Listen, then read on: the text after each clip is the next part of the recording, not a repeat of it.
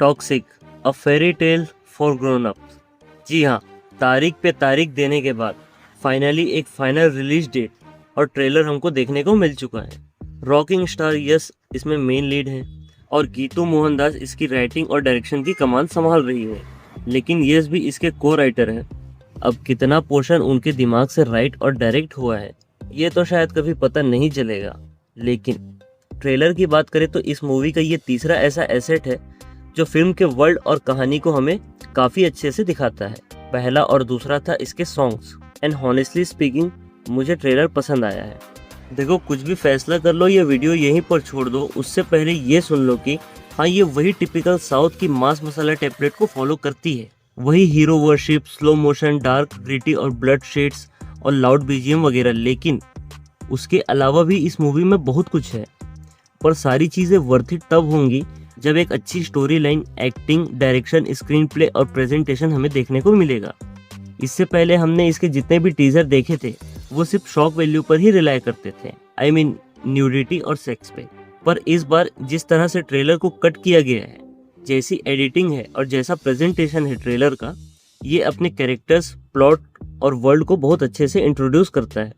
कई लोगों के लिए शायद ट्रेलर सिर्फ एक हाइप मटेरियल है जो स्टोरी को छुपाता है, बट मेरे लिए बहुत हद तक मूवी की कहानी को स्पॉइल करता है। अब आगे इसके प्लॉट के बारे में जो कुछ भी मैं बताऊंगा, हो सकता है ये सब तुमको पहले से पता हो, ये किसी और यूट्यूबर ने अब तक इसके बारे में बात कर चुका हो, लेकिन अगर इस बात की पॉसिबिलिटी नहीं है तो जान लो मैं खुद के लिए भी और तुम्हारे लिए भी कहानी को स्पॉइल कर रहा हूँ, तो take it at your own risk. तो अगर बहुत शॉर्ट में इसकी कहानी की बात करें तो यश एज राया एक बहुत बड़ा गैंगस्टर, दारूबाज, गंजेड़ी, प्लेबॉय, पैसा और पावर का भूखा इंसान जो धीरे धीरे अपने दुश्मनों को साफ करके एक बहुत बड़ा एम्पायर खड़ा करेगा with lot of action scenes, love, drama and emotions.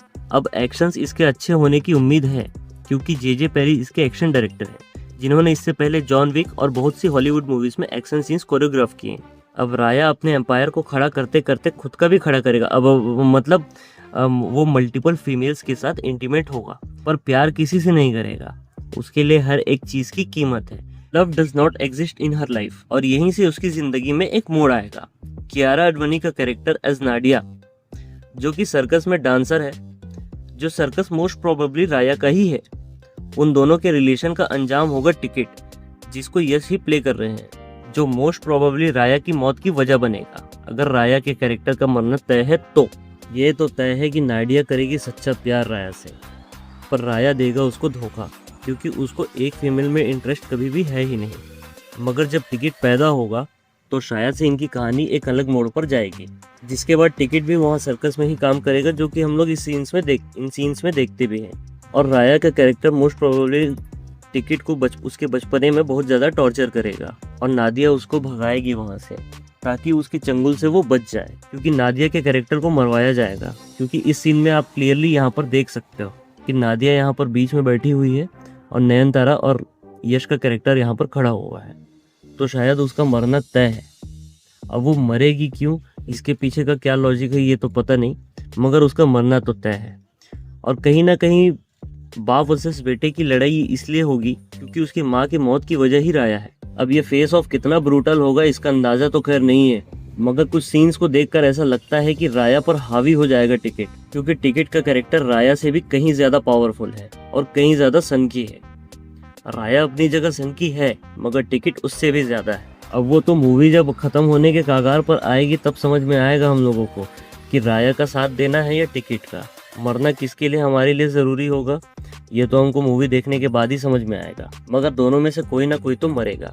और एक बात, राया और नयनतारा भाई बहन है, लेकिन जहाँ तक मुझे लगता है कि नयनतारा के कैरेक्टर ने यश के कैरेक्टर को गोद लिया है और उसको पाल पोस कर बड़ा करके इस धंधे में लाई है, ताकि राया के जरिए उसका भी काम हो और एक एम्पायर इन लोग बिल्ड कर सके। या फिर ये भी हो सकता है कि यश और नयनतारा असल में भाई बहन है ही नहीं, जो बच्चों को किडनैप करने वाला गिरोह होता है और उनके ऑर्गन्स बेचना या फिर उनसे प्रोस्टिट्यूशन का काम कराने वाली जो गिरोह होती है, उनमें ये लोग किसी तरीके से शामिल हैं। फिर वहाँ पर नयनतारा उसे अपना भाई बना लेती है और वो दोनों वहाँ से किसी तरीके से बचकर निकल जाते हैं। तो इसका मतलब ये होगा कि यश भले ही दुनिया पे राज कर रहा होगा, लेकिन उसके पीछे का मेन जो बॉस होगा जिसके कंट्रोल पर ये सब, जिसके कहने पर ये सब यश करेगा, वो नयनतारा होगी। नयनतारा उसको गाइड करेगी, नयनतारा उसको बताएगी कि क्या करना है और क्या नहीं। वो उसके इशारों पर नाचेगा और काम करेगा। ये एक पॉसिबिलिटी है। क्या इस पॉसिबिलिटी को लेकर वो लोग चलते हैं या नहीं, ये तो पता नहीं, लेकिन मेन बॉस तो नयनतारा ही है मेरे हिसाब से। तो मेन विलन इसमें हम लोगों को लग रहा है कि टिकट होगा, लेकिन ऐसा नहीं है, टिकट नहीं होगा। मेरे हिसाब से मेन विलन भी कोई फीमेल ही होगी, और हो सकता है नयनतारा और यश के एकदम ट्रॉमेटाइज बचपन को हमें दिखाया जाए। मतलब कि बचपन में जो कुछ भी यश के कैरेक्टर राया ने झेला है, वही सब बाप बनने के बाद वो अपने बेटे के साथ करेगा। मतलब वही टिपिकल इंडियन पेरेंट्स। ये भी ठीक है, खैर मतलब ठीक तो नहीं है, लेकिन अब छोड़ो, अब हो सकता है यही होगा जितना देख रहे हैं अपन उस हिसाब से। अब इस बीच में मल्टीपल कैरेक्टर्स भी हमें दिखाए जाते हैं। अब इन सब का रोल क्या होगा, जैसे कि हुमा कुरैशी, रुक्मणी वसंत, तारा सुतारिया तो लव इंटरेस्ट ही लग रही है, लेकिन हो सकता है उसके अलावा भी इसमें उसका कोई और भी रोल। देखो स्टोरी तो बहुत बेसिक सी है इसमें, ठीक है, स्टोरी में कुछ वैसा खास बहुत बड़ा नहीं है, लेकिन ये मूवी खेलेगी कैरेक्टर्स पे। ये स्टोरी ड्रिवन नहीं, कैरेक्टर ड्रिवन मूवी होने वाली है, जिसमें हर एक कैरेक्टर पे फोकस किया जाएगा और उनकी जर्नी और उनके एक्शंस को हमें दिखाया जाएगा। बस कैरेक्टर बिल्डिंग अच्छी हो तब फिर देखने में और मजा आएगा। I think I should stop here. ज़्यादा कुछ और इस पे चर्चा नहीं करते हैं, इसको मैं यहीं पर एंड करता हूँ। बस जाते जाते ये बता दो कि इसमें जो BGM यूज़ किया गया है ये लाउड है, मगर ये काफ़ी बेहतर है। ये इस मूवी के वर्ल्ड के हिसाब से काफ़ी अच्छे से सूट करता है। ये वो प्रॉपर मास मसाला वाली टेम्पलेट को फॉलो नहीं करता ये BGM, ये इस वर्ल्ड के टेम्पलेट को फॉलो करता है, जो मुझे काफ़ी सही लगा। इसके अलावा जिस तरीके के एक्शन सीन्स हमें इसमें दिखाए जा रहे हैं अभी तक तो सही लग रहा है, और जैसा इसका प्रेजेंटेशन है अब वो तो मूवी में ही समझ आएगा कि कितने अच्छे से प्रेजेंट किया गया है। लेकिन मोस्ट प्रोबेबली जितने कैरेक्टर्स और जैसा वर्ल्ड दिखाया जा रहा है, हो सकता है ये 2 पार्ट में ही आएगी। अब 2 पार्ट में अगर आती है तो ये क्या धुरंधर वाले तरीके से अपनाते हैं इसको, कि काफ़ी लंबे समय से देखो इसकी भी शूटिंग चल रही थी, तो हो सकता है कि इन लोगों ने पहले ही लंबा शूट कर लिया हो और बीच में स्प्लिट करेंगे और कुछ महीनों में शायद इसको ले आएंगे। अब ये करते हैं या नहीं ये पता नहीं, लेकिन 2 पार्ट में ये मूवी आएगी ये तो कंफर्म है। अब देखते हैं मैं सही होता हूँ या गलत, क्योंकि देखो जितनी भी चीज़ें मैं कह रहा हूँ वो सिर्फ मेरी थिंकिंग है, मैं एनालाइज कर रहा हूँ। हो सकता है मैं गलत भी हूँ, या हो सकता है मेरी थ्योरी सही हो जाए।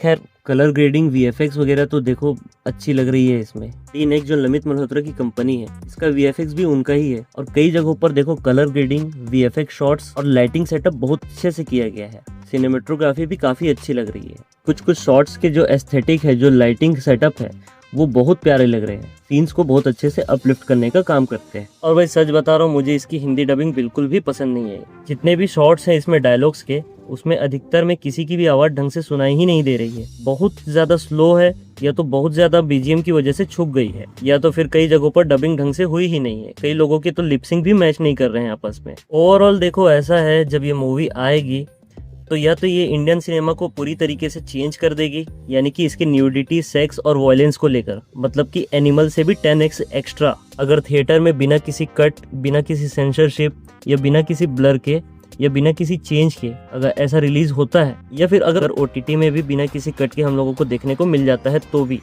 ये इंडियन सिनेमा बहुत ही ज़्यादा चेंज हो जाएगा एक हॉलीवुड लेवल से, जो उधर पहले से चली आ रही है। और या तो फिर ऐसा होगा कि ये इंडियन सिनेमा को ऐसा चेंज करेगी कि दोबारा लोग इतना बड़ा रिस्क लेने से पहले 100 बार सोचेंगे।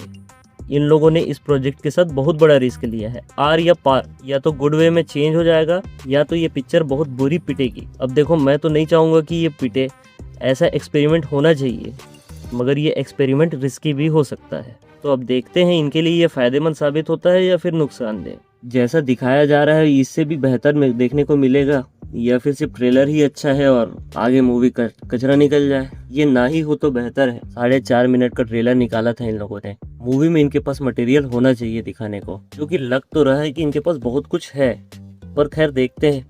मूवी आने में ज़्यादा दिन बचा नहीं है और मेरा रिव्यू ये ब्रेकडाउन काफ़ी लेट है। तो इस वीडियो को लाइक करो, अगर मेरे ओपिनियन आपको पसंद आते हैं तो वीडियो को शेयर करो, कमेंट करके बताओ आप लोग क्या सोचते हो। मैं मिलता हूँ तुमसे अगले वाले में। सब्सक्राइब।